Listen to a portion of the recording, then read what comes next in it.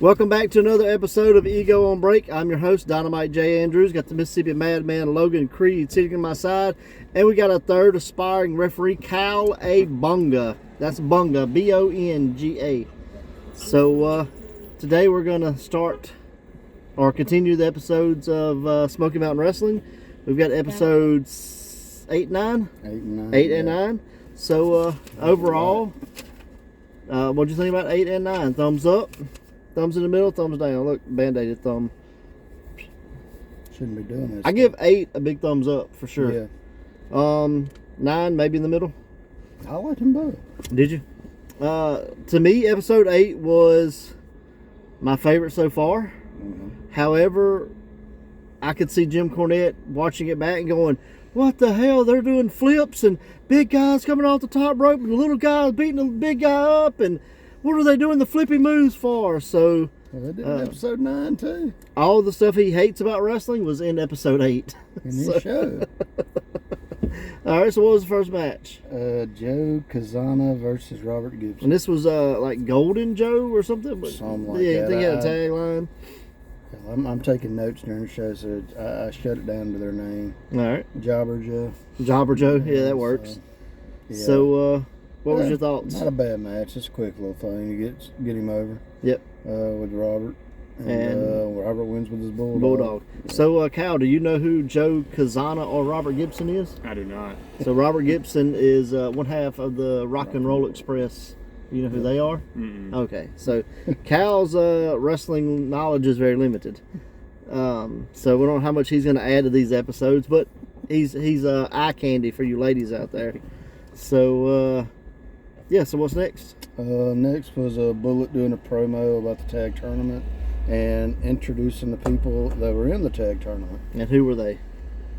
Okay, the tournament's going to be the Maulers versus Johnny and Davey Rich. Okay. Second match is going to be the Fantasticks versus the Wild Bunch. Third match is the Koloffs versus Davis and Mags. That's Nitro. Yeah, Davis. Nitro. And fourth is B&B Batter versus Cornette's surprise team that we're still waiting to see who the hell I think it was is. Batten. Batten? Like the Batten twins. May have been, Yeah.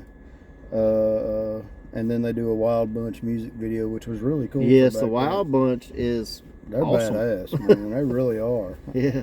Never heard of them before. Me this, neither. But I was like, I got to go find some. Yeah, I'm like, I gotta look these guys up for sure. So, yeah, But, pretty cool. But yeah, it was just basically him just setting up the tag and getting everybody in there. Right. And then at the end of the night, you get one of the matches to start it off. Okay. Next is Keith Hart versus Hector Guerrero. Yep. And this was a back and forth good match. Is this we got to see new tights for Hector, right? He's got like some emerald green tights on now. I think he just washed some. I don't know. They looked way better. I was like, okay, we can work with He this. had the bullets and the hat and all that on. He looked at the Now, is this famous Keith Hart or is this another Keith Hart? I think it was Brett's brother. Yeah, I think so too. Because I mean, they were doing all kinds of crap to each other. I mean, it was a very good match. I mean, they never mentioned him being fat, but at this time, it wasn't a big deal to talk about family and stuff. So no, not really. And he wasn't the most popular Hart. Right. I don't think he ever was. Well, in 1991, I don't know if any of them were. You know what I mean? He might like have been up in not Smoky, but in Calgary or whatever. Calgary, yeah, but not down here. But this was definitely like a modern day kind of back and forth, like it was lucha give and libre. take. Yeah, it was good. I enjoyed it. Yeah, a lot of head scissors and drop toe holds, all kinds of stuff. And with his jalapeno roll, bro, he put an extra spin on it or two with that match. Yeah, well, I mean, he went out there to show out, and they did, he did. so it was cool. Yeah, but they even shook hands after the match, put each other over. Yeah, every match got to end in a handshake. Well, no, it was just like with Smokey, they usually didn't do face versus face. Right. This was one of the very few exceptions. I mean, you could get like a second generation tag team out of that if they were smart. They don't do that. Well, we don't know what happens in the future. Well, it's possible, I guess. I mean, this is we're in 1991. I don't know what year you're in, but next, Jesus Christ, this is so much. I hate when they do this. Promo Brian Lee on Dutch. And so this is to set it up. It's like Bob Caudle, and then it's Brian Lee, Tim Horner, and the Fantasticks. when I have to take notes, I'm like, God, I hate this part. Yeah, and everyone was just kind of talking about what they were going into, and then they would comment on the other guy stuff a little as well. So then the next was the Fantastic 7. We're gonna be there, and this was probably one of their weakest promos. Honest to God. Yeah, the Jackie, the shorter one, did the better promo. Yeah, right? the taller guy, like he looked a little lost. Like I'm like, is he sober? I don't know, but the next one, he's always talking about his height because he's small. He's short. Everybody there is bigger than he is. So.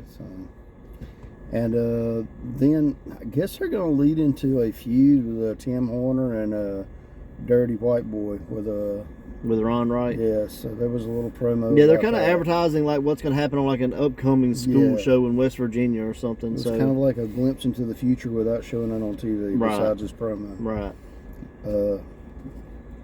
And then Jim Cornette's tape. So we get to see who his tag team is, kind of, sort of. No, not really. It's definitely well done. I enjoy this. So it's him and a news reporter, and the news reporter is supposed to show who the team is. Yeah. And they're at a Hooters, their training regimen. And you get into the Hooters and they're like, they're here. All the Hooters chicks. Jim's like, this is supposed to be a private party. They go running into the other room and there's a bar and like all the Hooters girls is up on top of the bar and you can't see inside it. Well, we'll have to wait till next time so you'll be able to see who my team is. I really Damn it, how'd y'all screw this up? I really enjoy this. It was fun. It's a creative way to be inside the rules, but not be in the rules, you know. For a guy that doesn't like comedy, Jim does a lot of comedy for somebody that don't like comedy. Oh, but see, he's not trying to be funny. It just is funny. Hell, he wasn't. So he was trying to be mysterious. Watch his own show and be like, maybe I'm. So, are you a Jim Cornette fan, Kyle? I don't know who that is. Okay. we got to educate Kyle. A little bit. For an aspiring referee, he doesn't know much, does he? Yeah, he had a tennis racket. Yeah. His biggest thing was he was the referee for the depends on Midnight where you look Express. at it. He was a referee. No, he wasn't. He's a manager. What Of the Midnight did I say? Express. Referee? Yes. My bad. And got Cal A. Bunga on the brain. He managed Yokozuna as the world champion in WWE. But that's probably his two biggest deals. Yeah, I'd say that. Besides Smoky Mountain Wrestling, that was his whole promotion, and then OVW was his whole promotion too. So there's a lot with Jim Cornette, a lot. Yeah. Next was Paul Miller versus Bob Holly. Just a short match. Yeah, I didn't get to see a lot of this match. I kind of got distracted for a minute. Paul wasn't a bad worker. It was just a short match. Had a good punch. Some bitch was, he's one of them guys that that was the only thing that stuck out to me. But drop kick off top rope again. It looks like Bob tears his face off. Oh, he does. He probably does. It just looks like it. That's one of those you apologize beforehand. Yeah. Sorry, kid. Then Ron White, Dirty White Boy, fans not sending in the money promo. Can't believe these fans aren't sending Ron White money. He goes, I'm going to have to put up my address or something so y'all know where to send the money because I got to get this hip placement done. And then Dirty White Boy talks about it. Even if they don't send it in, he'll win the Smoky Mountain tournament and get him the operation. If he can't get the operation, or if he can't get him healed up, he'll buy him a gold wheelchair. Because that'll make you walk better. Somehow. It won't make you walk better, make you look good when you're rolling, you know. Yeah, you ain't never seen a U-Haul behind a purse, have you? It don't work too well. Never seen a golden wheelchair though either. Mm-hmm. So. But next was the first round tournament match. This is main event, right? Yeah. Rip Morgan and Jack Victory as the Maulers versus John and Davey Rich. And they were previously the Royal Family in like that WCW World Tag Team Tournament thing. I didn't remember that. So WCW did a tag team tournament, and it was like tag teams from around the world. No, it wasn't the main event. The six-man was the main event. Okay. And a lot of the around the world guys were already here. And the ones that wasn't from around the world, or the ones that wasn't from here, they were horrible. Because I was listening to it and I'm like, what the hell are they talking about? Yep. So I think it was like at maybe like a Super Clash. Every time they told the Queen to stick it. Yeah. And I'm like, what? Are these supposed to be the good guys? It was basically just explaining why they had a different name than what you saw on WCW. Like. But no, it's not the main event, but it's one of the tournament matches. So it was a solid match. Very good match. I was impressed with Rip Morgan. I never really saw him other than that one bad match in WCW or whatever. And when I saw Jack Victor, he'd kind of done had his heyday. It was ECW Jack Victory. So this was probably the best match I've ever seen him in. Right. Really good stuff. And the Rich Brothers were supposed to be on an event we had, but the show we did for Kamala, up in Louisville with JD, they were supposed to be there, or at least one of them were supposed to be there, maybe Davey, and never happened. He never showed up. And they borrowed the Rock and Roll Express finisher, because they slid off a boot and whacked one of the Riches in the back of the head. It was pretty good stuff. Yeah, it looked good. It looked like it sucked too. So if it looked like it hurt, it hurt. Yeah. Next, you get the reveal of the Fantasticks partners. This made not excited. This made 100% no sense to me. All right, so the Fantasticks were Tommy Rogers and Bobby Fulton, and then when Rogers retired or whatever, he got his brother Jack or Jackie or whatever Is that what take it his place. Okay. So you got the original back with the other two, Okay. And this guy was like a little pit bull, wasn't he? Like this dude, I'm like, this guy kind of reminds me of like Dynamite Kid, or like, you know, maybe Jamie Noble, Kid Cash, that era of guy, the small but don't mess with me guy, like Chris Benoit or somebody. Like, he was rocking and rolling. But they finally announced who he is. He comes out, the crowd pops real good for him. And then Golden comes out, man, we just ain't gonna be able to have the match. Line of the My two night. partners both having babies at the same time. Wives are both having babies. Both wives are having babies at the same time, and they can't be here. So the little dude comes up talking about, I done flew 2,000 miles, Tommy Rogers, and he goes, I'm fighting somebody. And he starts whacking on Golden, and then they run him to the ring, and then out comes the Wild Bunch and jumps him from behind, and they turn that into the 6-man tag. And these guys, they're great. Again, they're good. Like, I don't know why. Maybe they were just making so much money in Japan. They were like, screw it, we ain't coming to the States. But they were definitely ahead of their time. But they also did a lot of high flying. They were some big boys. That's what I'm saying. Some body injuries. I mean, the one guy, he was the same size as Jimmy Golden. We know Jimmy Golden's he's like 6'5" or something. So because they were doing flipping leg drops on the ground. They were doing moonsaults. They were doing Vader bombs. They were doing Vader bombs turned into elbow drops. Yes. Like, they were great stuff. If you haven't seen this, go look it up. Yes, for sure. This was by far probably the best match I've seen on Smoky Mountain. You got a better match out of this than you would have with the Koloffs. Oh, for sure. Sense? And the Wild Bunch fit a little better with Jimmy Golden than the Russians. Oh, no, that works so much better. I definitely like this trio. I know it doesn't stick, but I like them together. I don't know. I hope they stick around, because I love watching them. They were fun. Yep. I put the way they got around this was card subject to change. Yeah, 100%. So, it's a little bait and switch, that. But I'm sure if somebody else would have done that, Corny would have been all over them, It was kind of cool finish, though. Tommy Rogers goes for the crossbody, and I think it was Jackie did a drop kick from the top. Right. And pushed him into a finish pin, and they won. Yeah, I think Tommy Rogers is the one that drop kicked. I can't remember. Yeah. I just remember that was the finish. Little pit bull, man. Like, he was like full of spit and vinegar. Yeah. Good stuff, though. I thoroughly enjoyed it. I was kind of disappointed when I found out, it wasn't the storyline finish, but when I saw the match, I was like... And it made sense because the Wild Bunch is fighting the Fantastics next week or whatever, so... Yeah, next show. Then you got a promo. It's a Golden promo, and gonna team with Landale. Yeah, that was his deals. He's going to be a tag team with Landale, which I'm not a big fan of. And then the Koloffs get fined. Yeah. Then Dutch. Then you got it's Dutch doing a promo on Ryan Lee. Then Bullet comes out, fines them $500 for the Koloffs for no showing and can't be in the tournament till you pay the fine. So they may not even be in the damn tournament. At least they're planting the seed for just in case. They pushing on the next show that they still haven't paid the fine. So, but yeah, that was the end of the show. Solid show for episode 8. Yeah. And then that leads us to episode 9. You got starts off with Joey Maggs versus Dirty White Boy with Ron Wright. Yep. It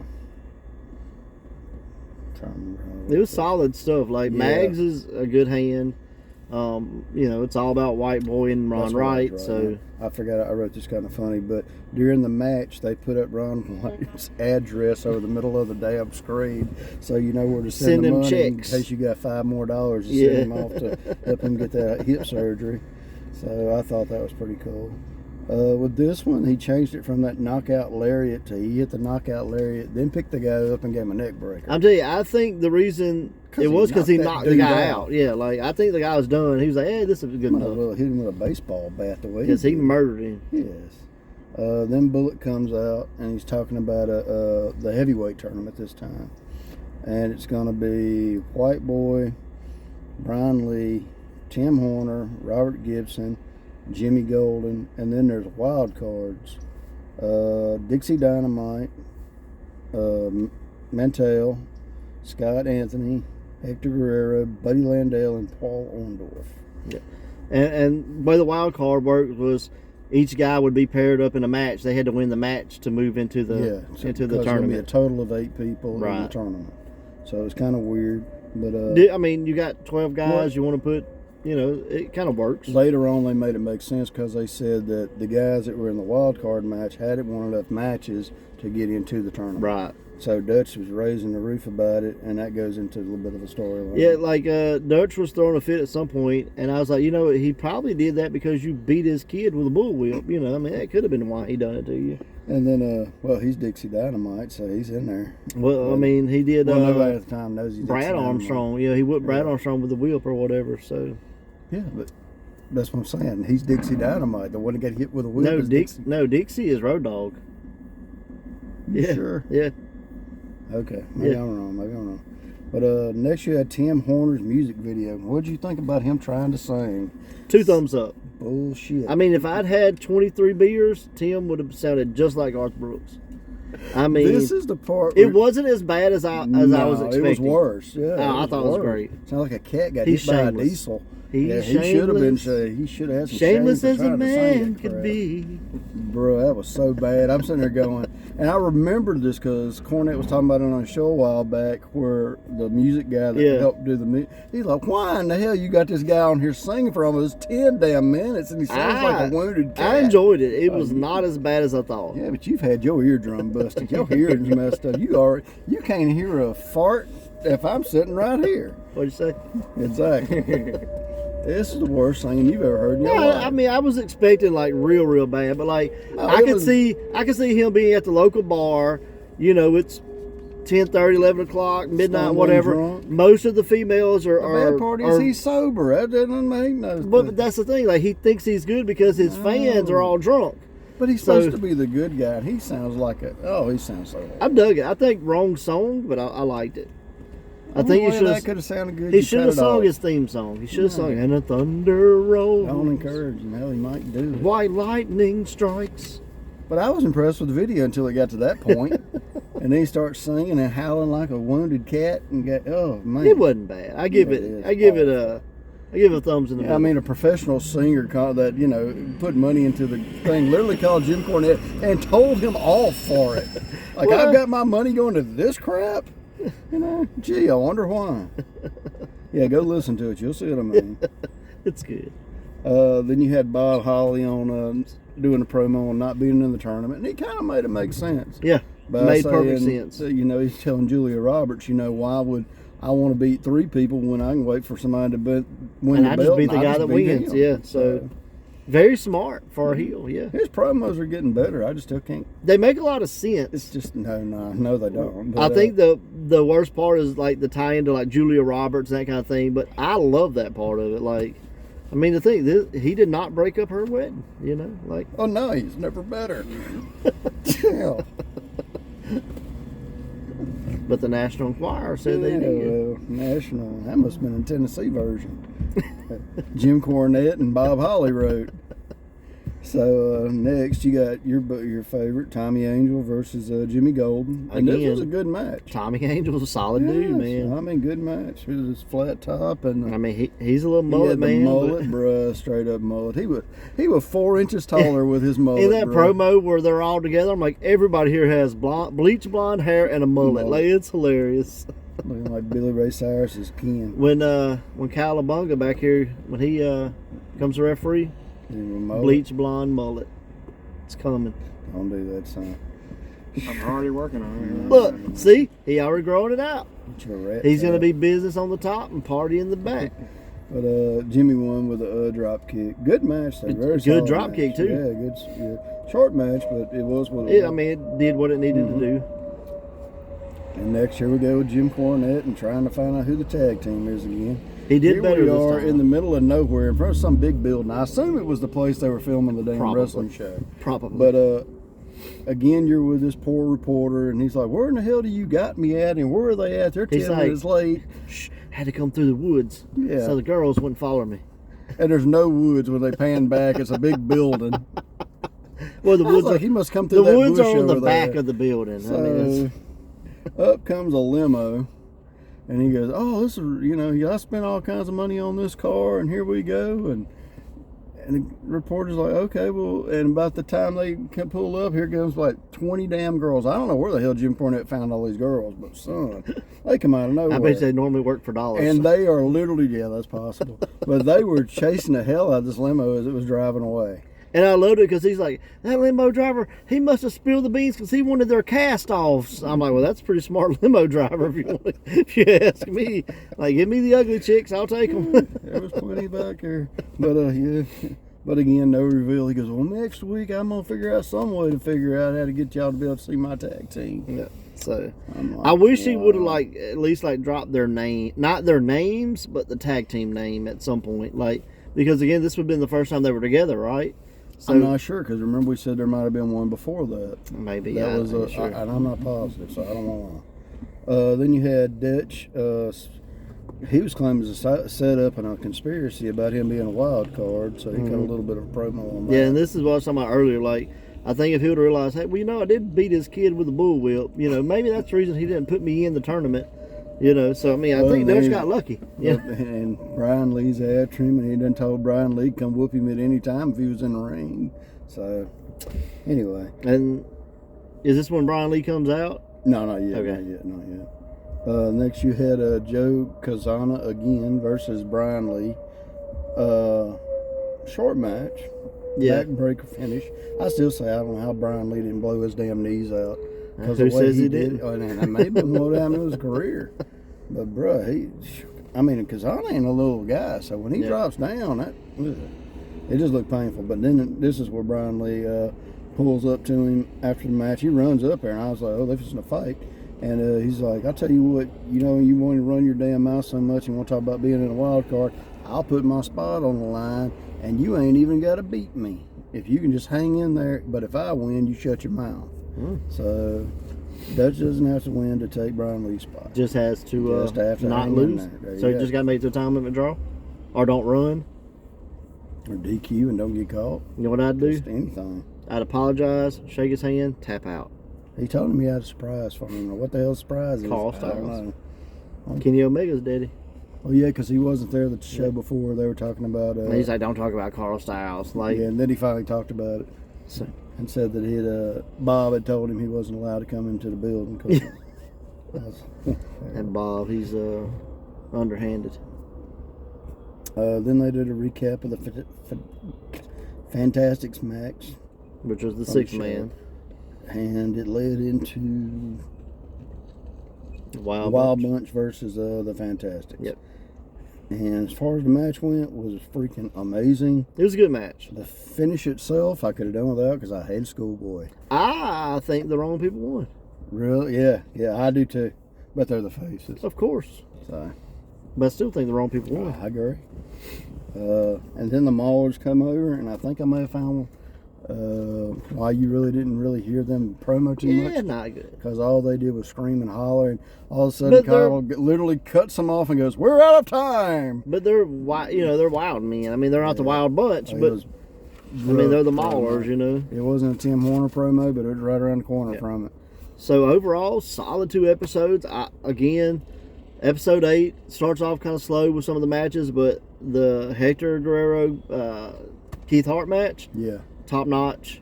The 6-man at the end, phenomenal. And even though Madman didn't know who Tommy Rogers was, I thoroughly enjoyed it. It was a great pick, made sense. You got the original member to come back, so.